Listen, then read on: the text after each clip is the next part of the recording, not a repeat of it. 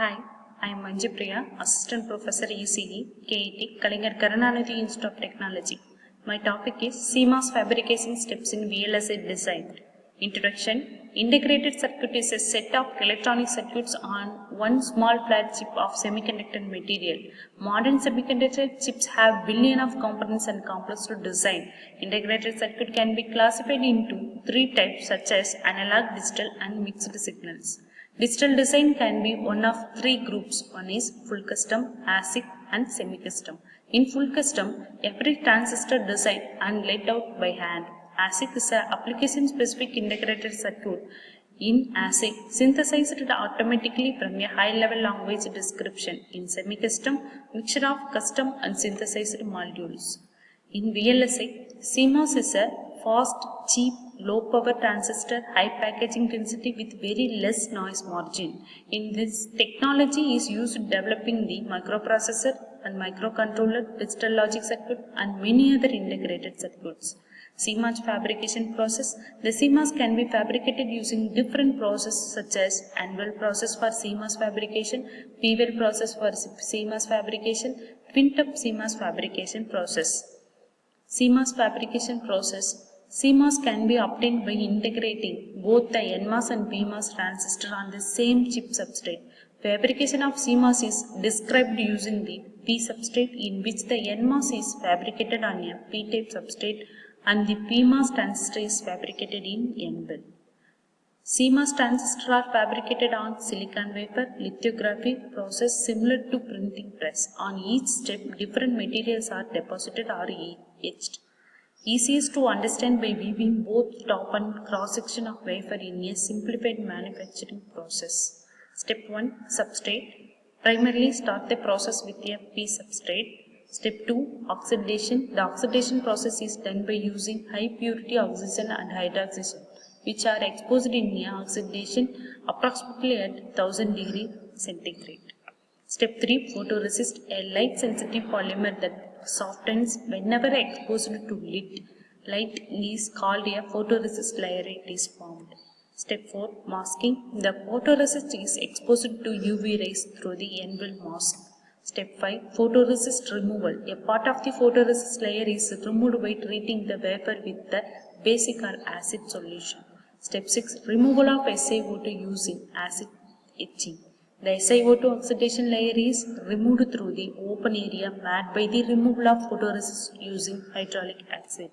Step 7. Removal of photoresist. The entire photoresist layer is stripped off as shown in the below figure. Step 8. Formation of the N-bill. By using ion implementation or diffusion process, N-bill is formed. Step 9. Removal of SiO2. Using the hydrofluoric acid, the remaining SiO2 is removed. Step 10. Deposition of polysilicon. Chemical wafer deposition process is used to deposit a very thin layer of gate oxide. Step 11.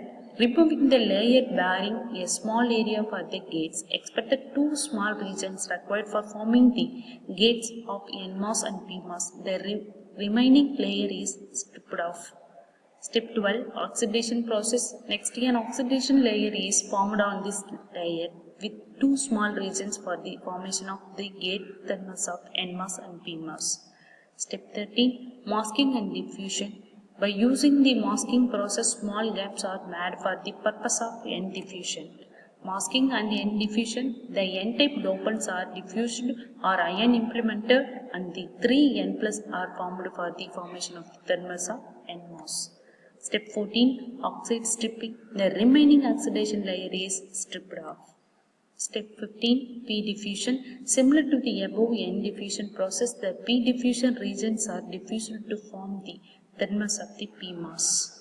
Step 16. Thick field oxide. The thick field oxide is formed in all regions except the thermals of the PMOS and NMOS. Step 17. Metallization. Aluminum is doped on the whole wafer. Step 18. Removal of excess metal. The excess metal is removed from the wafer layer. Step 19. Thermals. The thermals of the PMOS and NMOS are made from the respective gaps. Step 20. Assigning the names of the thermals of the NMOS and PMOS.